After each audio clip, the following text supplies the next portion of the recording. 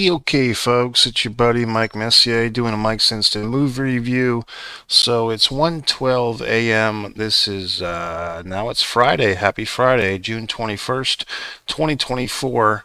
So last night was Thursday, and there was a screening and an IMAX, a couple of IMAX theaters here in Florida, Jacksonville and Orange Park. Jacksonville was actually sold out for this event.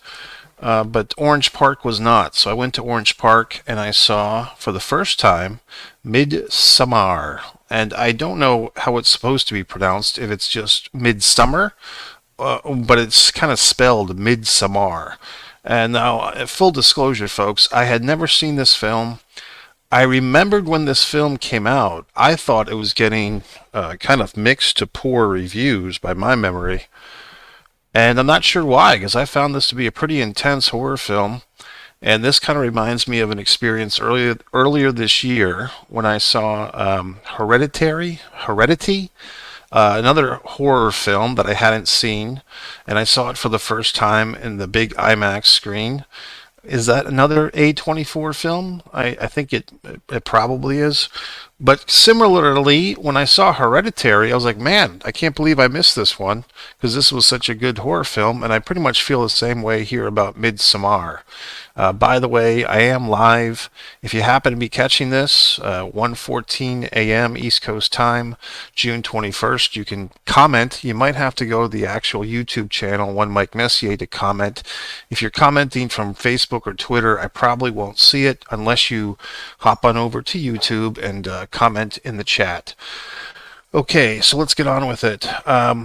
First off, if you haven't seen this movie, and I have a feeling that probably a lot of you have seen this movie originally in 2019 or saw it on DVD or streaming afterwards, and did you go see the director's cut? Was that something that you wanted to see? Did you go see it tonight? I think it was a one night only type of deal.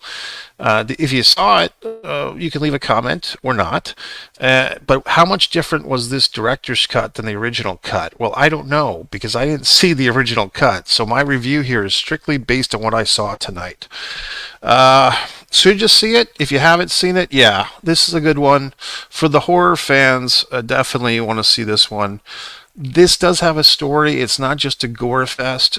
For people that like movies, with intense character development, unique situations, things you can relate to as far as human relationships, that's all in this movie.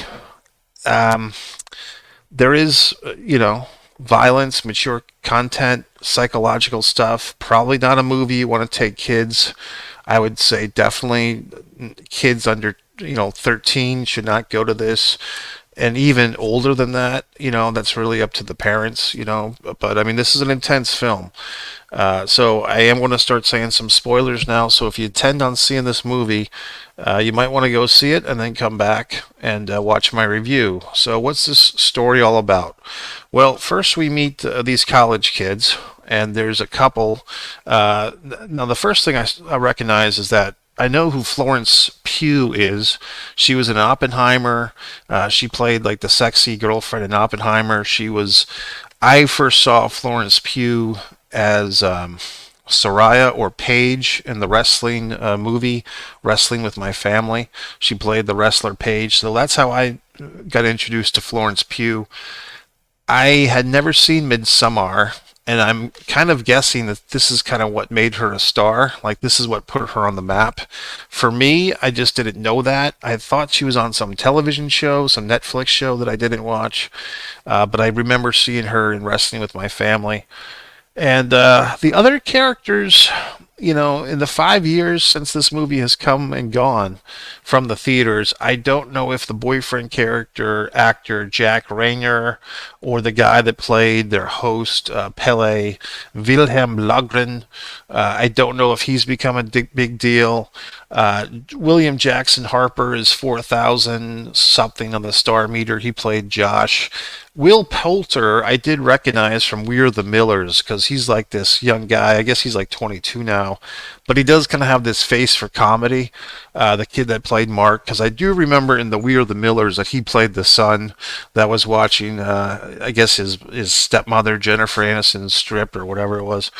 Beyond that, I really didn't recognize a whole lot of actors. I'm looking through the listing. It says Archie Matakewe played Simon, and I guess he was the lead guy in Gran Turismo, which was a movie that I did see, and I did like that one. So he's done something for himself, and so on and so forth. So we meet these. This is. I'm going to tell you some of the things I liked about this movie. What I did like about it a lot was that it set the tone for the movie of horror. That our lead central character here, played by Florence Hugh, Danny, she's going through some intense shit before we even get to the horror. And basically, she's having a panic attack. We initially think it's just like typical young woman, college girl shenanigans. She's worried about her boyfriend hating her. She calls her female friend for reassurance about her boyfriend. Her boyfriend, we see him with his buddies, and it seems like he's kind of been pondering whether or not to break up with this girlfriend for a year or so. And he's just been on the fence, as one of his friends say. And it seems like he doesn't really want to be with her, but at the same time, he's either too lazy to break up with her, or he's fearful that she'll have a panic attack and maybe there's never a good time to break up with her. He's kind of playing that game. Maybe he's one of these people that wants to be pursued, and he likes the fact that she's like really into him, and even if he's not that into her, he likes that power dynamic. He likes having that control over her. It's a pretty dysfunctional yet pretty typical college relationship. And for her part, Danny's part, she's really concerned about her sister. And I thought this was a really interesting thing with this movie. The whole thing with the sister, being bipolar, and basically, I guess what we see is that the sister has gassed both herself to death and her parents to death, meaning Danny's parents as well. So the kind of opening 10 or 15 minutes of this movie, we have like a mini horror film of, the sister has killed herself and her parents, and now Danny is left alone in the world. She has no parents, she has no sibling, and I guess we kind of have to pick up the pieces, because I don't know if this is just in the director's cut or whatever, but they kind of hop along things pretty quickly. But we're able to figure out that maybe out of guilt or sadness, the boyfriend has stuck with her through this time. I guess he's a nice enough guy that he's not going to break up with her when she's going through this trauma and tragedy of her whole family being deceased, a murder suicide. He's not going to dump her now, so at least he's that type of guy. And in the meantime, we've discovered that this was a pretty interesting quick cut. Like, we go from the night of the murder suicide of Danny's family. Then she goes to sleep. She cries herself to sleep. The boyfriend Christian is there with her. Interesting name, by the way, for his character. I'll get into that. He kind of rocks her to sleep. The next day they wake up, and he's like, "Hey, I'm just going to go to this party for 45 minutes."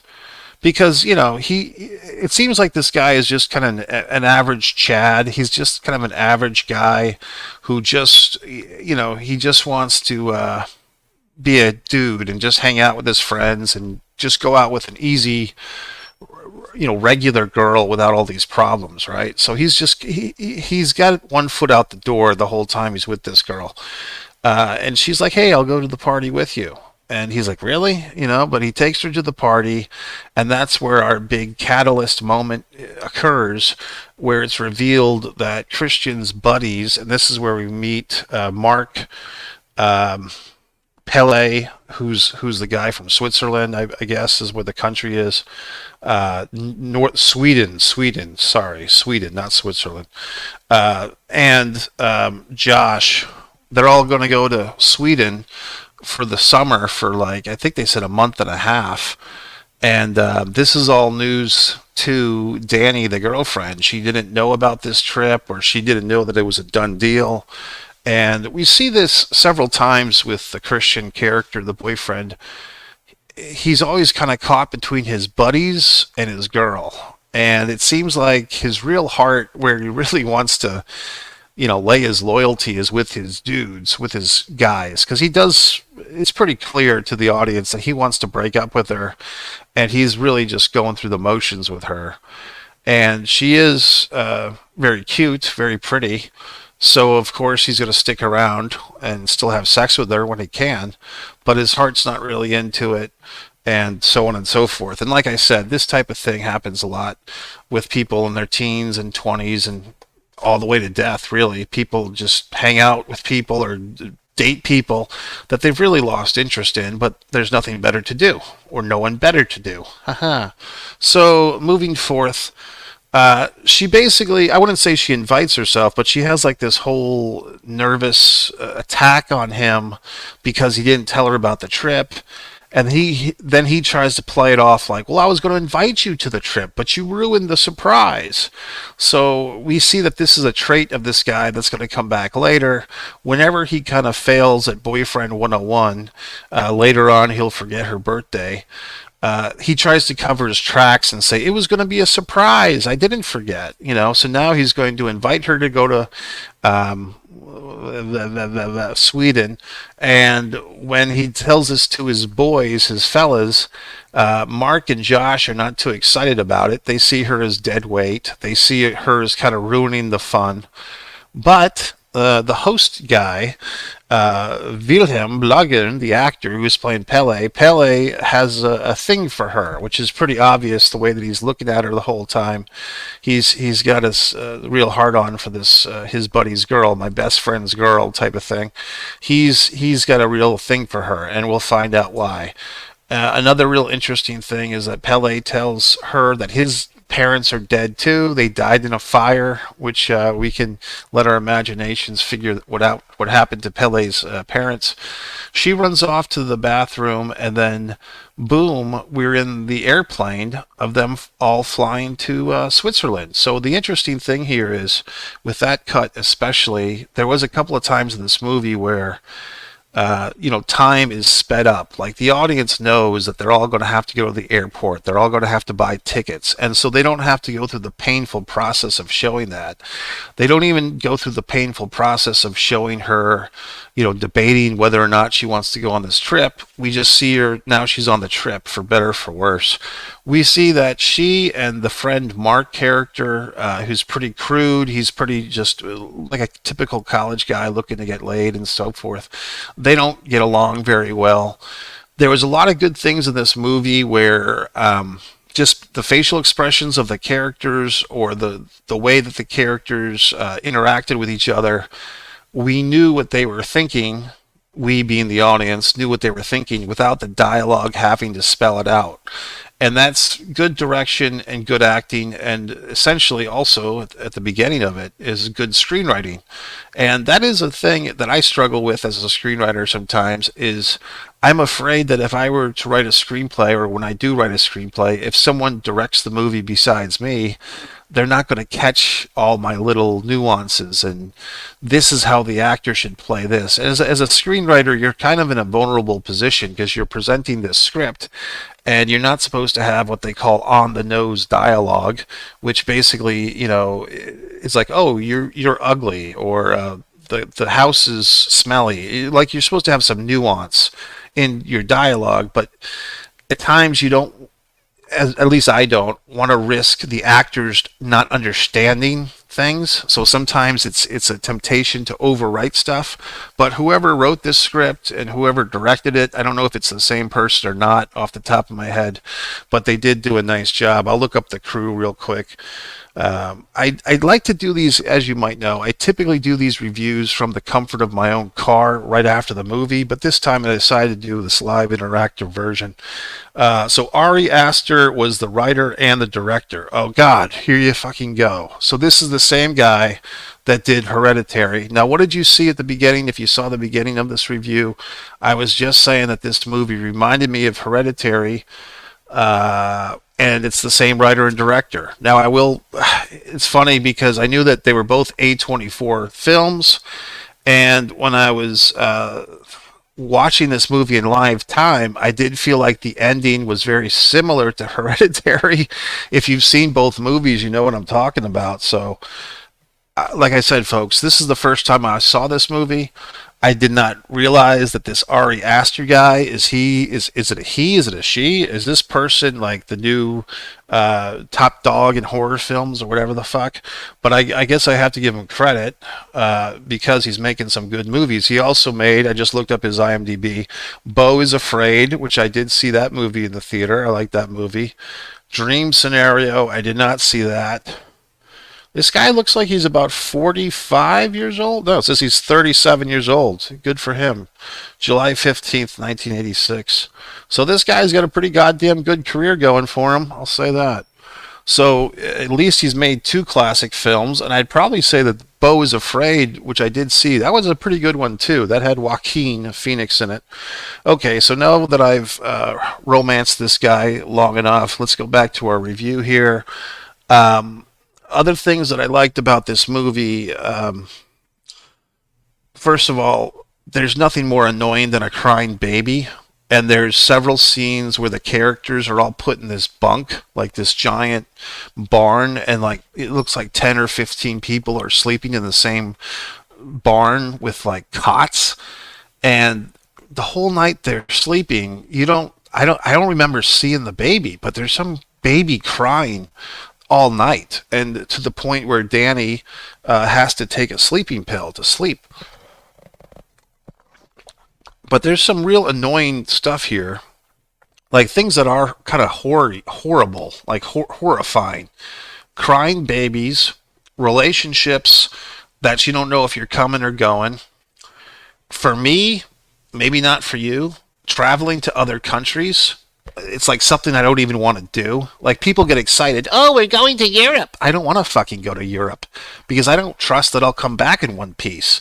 You know, people that get all excited about going to some foreign country and hey, look, if I was in Europe, I wouldn't want to come to the USA either. You know what I mean?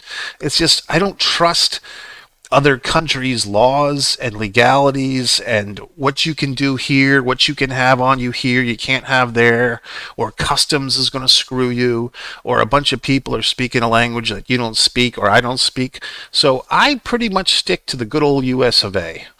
And, you know, if I was a Frenchman, like I am French ethnicity, but if I was born in France, I'd stay in France. You know what I mean? Like I'm just going to stay in my home country where at least I have a shot of some type of freedom or some type of help if there's something going on. But these people go to fucking Sweden or Switzerland, wherever the fuck they go, and that's I don't do that. I don't go to Sweden. So that's the first thing. I don't go to these weird countries. You know what I mean? I stay in my own weird country.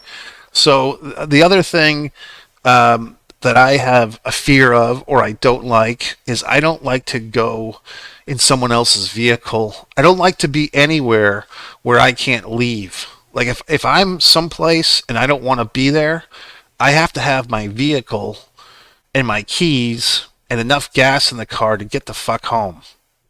That's just me. Like I don't want to trust anyone else. I'm not putting my faith into your hands. I did that enough in my life. I'm not going to do that now. So if I go somewhere, 99 times out of 100, I'm driving myself. And if other people want to go with me, maybe.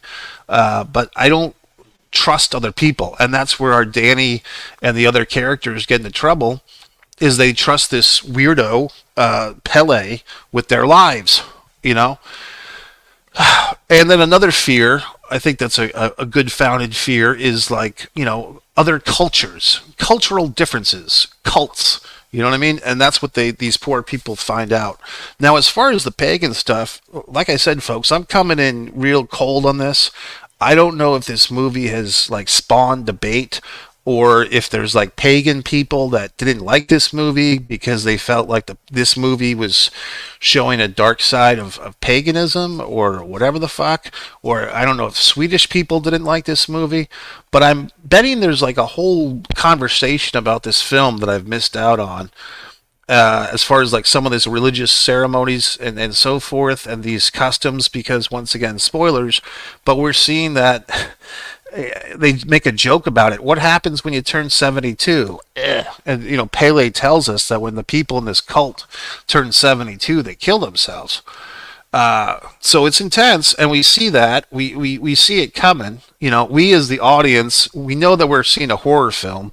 So at the point we get to, we've only seen Danny's family get killed, but we know that there's more to it than that. So we're going to see these suicides, which were really quite intense. And I found myself watching, like sometimes, like for instance, in this movie, they do a thing where they cut the hands of the old people before they kill themselves. So I kind of like close my eyes because, as I've told you in my other horror film reviews, cutting of hands and feet, I can't watch that. I'll watch a gunshot to the chest or the abdomen or someone getting stabbed or a slit throat is fine, but don't show me a foot or a hand getting like a finger breaking I hate that stuff.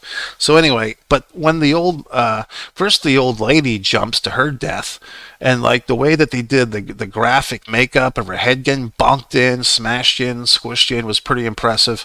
And then the poor old guy, the old timer, he jumps, but then he doesn't hit his head first. He like gets what do you call that? A compound fracture of the leg where your leg's all fucked up, but he's still alive. And they come over with this giant mallet and smash his head in. So at this point, most people would be looking for the door. And there is this other couple, the actor guy from that other movie, the car racing movie. He wants to take off, him and his girl. But then we kind of find, and now we're getting to maybe my fatal flaw in this whole film. I'll get to it in a second. But we see that the characters that try to leave right away, like the other Americans, or I think they were actually a British couple, they're trying to leave. And we're discovering that when they try to leave, they're basically getting killed. So that's the character of Simon, and I guess it was Connie, played by Ella Torchia, was the girlfriend. So they're trying to leave, but we find out that they're getting killed. And here's my little complaint about this movie, as much as I liked it. I think with a really good horror film, there has to be some, well, it doesn't have to be, but there can be some opportunities for the main characters to get free. And one thing that I like as a horror film fan, I think other people do too, if they know it or not, you want to see like this character could have escaped, but they were too prideful, or they were too loyal to their friends, or they were too stupid, and they didn't escape. But in this one, what we're learning is once they're there at the compound or the Swedish cult place, once they're there, they're not getting out. So there's really, no one here gets out alive type of deal. So that's where we see the real terror from Florence Pugh, her character of Danny, because she's kind of, and her character has been like this the whole movie, which I thought was very good and consistent. Like she's always kind of been the victim. She's been the victim of her sister's bipolar. She's the victim when her whole family's dead. She's the victim of this relationship with Christian, the boyfriend, that he doesn't really love her, but he's not man enough to break up with her and let her go. So she's always kind of in the back seat. And as bizarre as it is, and this is probably where the ambiguity of this movie comes in, and probably I'm guessing that for 5 years people have been debating this, I just haven't been part of the debate, is she happy at the end of the movie? Because at least with this director's cut, we kind of end with her, that headpiece, she's the May Queen, I think they called it, and she's smiling. Well, is she smiling because she's happy that she just had her, pseudo boyfriend killed? Is she happy because I don't know if he was going to be permanently katanified, like is he ever going to be able to move his arms and legs and stuff, and his neck? I mean, because basically at jumping ahead to the end of the film, her boyfriend's been poisoned so that he can't move his body, and they put him in this bear suit. And she has the choice. She gets the Sophie's choice of which person dies. It's either one of the normal, so the regular members of the cult, the family, as they called it, or one of the visitors, and she basically chooses that the boyfriend that she came with is going to die. Now, maybe she's thinking it's a mercy killing because they're going to torture him anyway, or maybe he's never going to get his body functions back, so she might as well kill him. Or is she killing him out of spite? And here's the other thing that I wasn't clear on. At the end of the movie, we see her, and she's like the May Queen type of deal, and she's got this very elaborate costume. The costume is cloaking her body. We do see her face, but I was curious, has her body somehow been attacked? Like have they screwed her up and we just don't see it because she's covered in this regalia, this giant outfit? And it wasn't clear to me if she still had control of her limbs, her body, or had she been brutalized and she could still speak and still move her face, but her body was maimed. I couldn't tell at the end. So I think what the point of the movie is, once she's been through hell with all this craziness, has she accepted her fate to be part of the family? As horrific as some of their rituals are, now she knows when she's going to die. She's going to die at age 72, like everybody else. But does she accept this? Does she want to be here, or does she just want to live? And like maybe she's thinking, well, I'll survive this nightmare, and when they're not looking, I'll take the truck into town and get the fuck out of here. So I mean, she's the one of all the people that are on this trip, all her college friends, and they're not really even her friends, but only one has survived, and that's the host guy. But boyfriend Bobby there, Christian, and it is interesting that they named him Christian because obviously they're in a religious situation where it's anything but Christianity. So he's there. He hasn't really fought for them to leave. He's got. I did like the debate that he had with not Mark, with Josh, because Josh takes his anthropology very seriously, and I did like in the director's cut at least, Josh has like this 1 minute monologue where he basically is like, I'm the real academic, you're just sniffing my jock. He's saying that to Christian, his pal, and they're arguing about who gets to do the thesis, the master's thesis on this cult. So I thought that I kind of like that when this is not quite an ensemble movie. I wouldn't call it that, but I'd say that this is somewhere between a movie with central characters that dominate. It's not to that extreme, and it's not to the ensemble extreme. It's somewhere in the middle, where mostly it's Danny and Christian's movie, mostly Danny, and then Christian as the 1B, the boyfriend. But then the supporting characters of Pele, Josh, and Mark, they all have like some good character development as well. So I mean, I really like this whole movie. As like I said, the only thing that could have, if I had to fiddle fuck with the script, the only thing would be Danny never really has an opportunity to escape that she either doesn't take or she screws up. At least with this director's cut, I haven't seen the original cut. So as far as I can remember, once she's there, she's done. Like she's either going to be part of the family, which is what happens, or she's going to get killed. What else? The inbred character, I mean, that was pretty intense. And the inbred character is the Oracle. And when this young girl, she's 15, but she is like registered, I guess, to have sex, and so so the Christian guy decides he'll take the one night opportunity because they are aware that they can't inbreed forever in their little cult, that they have to get some new blood into the blood pool, which is pretty smart for a cult because a lot of cults are kind of dumb. So I mean, for this cult to realize, for them to continue to exist, they have to bring in outsiders to impregnate some of their women so that they don't all fuck each other's cousins.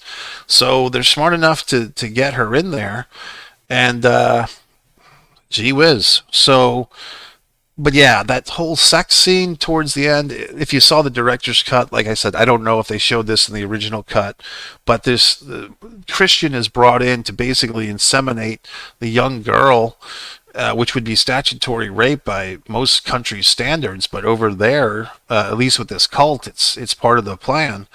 And all the other women, or at least 10 or 12 other women of various ages and sizes, are all standing around naked, kind of singing and chanting and actually like helping the sexual intercourse. So it's a pretty insane, fucked up scene. And Danny catches a glimpse of it, so maybe that's why she's killing Christian, because she didn't like that he was taking part in this situation. The other thing that I got from this movie, another element of horror that I find to be horror, I don't like not having control of my mind. And people that take drugs, I mean, look, do whatever you want, but I just think it's really stupid because I'm not going to trust some goddamn pill that I don't know what's going into it, whether it's some poison or fentanyl or acid or whatever the fuck it is. Why would I trust some goddamn weird drink that some weirdo gave to me, whether that's here in the States or somewhere else? So, the whole, I don't want my mind to be altered. My mind is altered enough on its own. I don't need the help from some goddamn magic mushrooms or some smelling white out or whatever the fuck. But in this movie, Danny feels the peer pressure. She doesn't want to be the stodgy girlfriend that's ruining all the boys' fun. They all hate her already.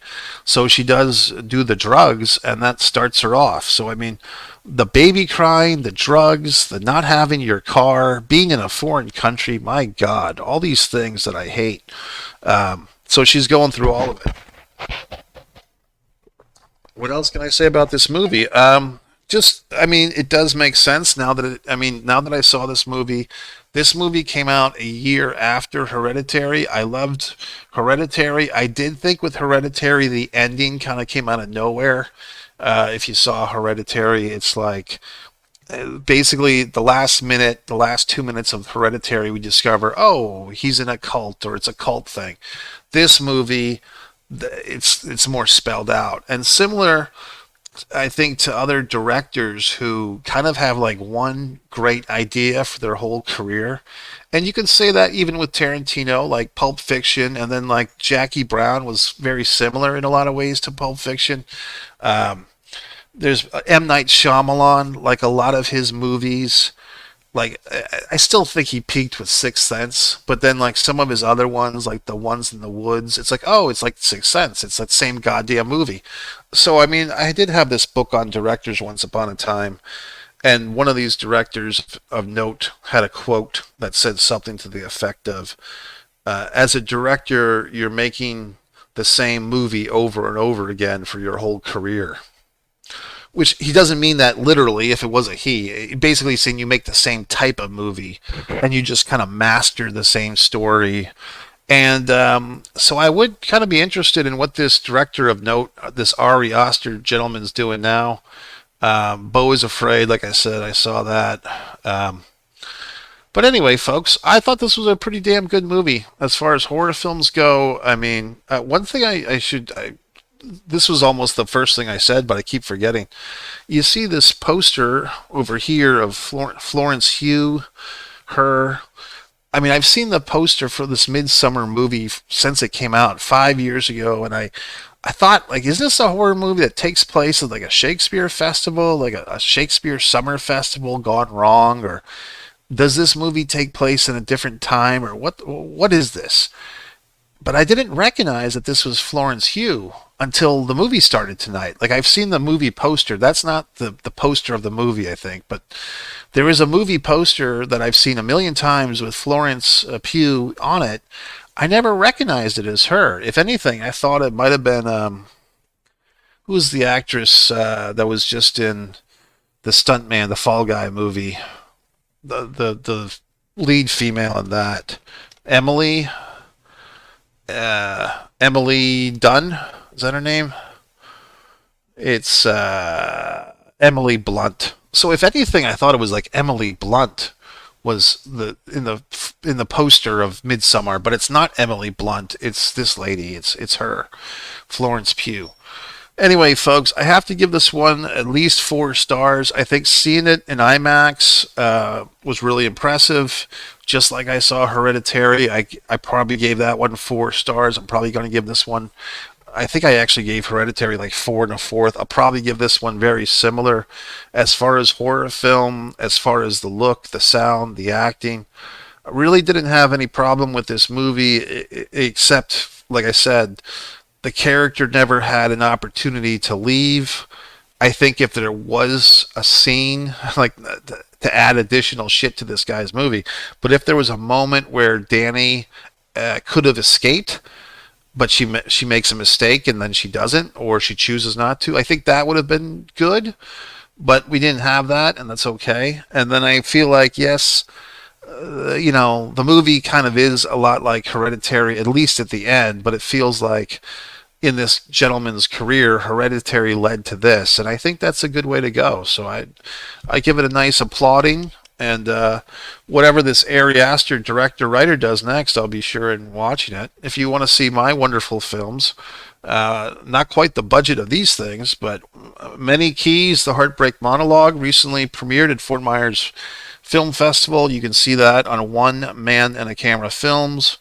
You can watch my movie Blood Sugar Said Ace. It's pretty goddamn good. That's on One Man and a Camera Films. The Impeccable. All types of wonderful short films. If you want to see my wonderful artwork, you go to One Artist Mike Messier. That's another YouTube channel. People tell me how great my goddamn artwork is, yet they don't subscribe to the channel. So what's with you people? One Pro Wrestling and Sports Fan YouTube channel, so on and so forth. So it's officially Friday, folks. So I will be watching the Stanley Cup Game 7 tomorrow night, and then I'll be doing some other wonderful things this weekend. No, it's not Game 7. Tomorrow's Game 6. I have a feeling, though, Edmonton is looking strong, and they will be playing, I believe, at home in Edmonton. So they could be pushing to go to Game 7 back in Florida. Very exciting, folks. If you saw this movie, if you saw, especially would like to know if you saw the original cut and then you saw the director's cut, what's the difference? Because I would be curious about that. And are there things in this movie that I didn't mention that you saw that I should mention or whatever the fuck? I am trying to get through the Dune stuff. That was a real controversial couple of video reviews I did of the Dune 2. But I am working on watching the Dune series. It's just there's so many things to watch. Okay, folks, I'll talk to you later. MikeMessier.com.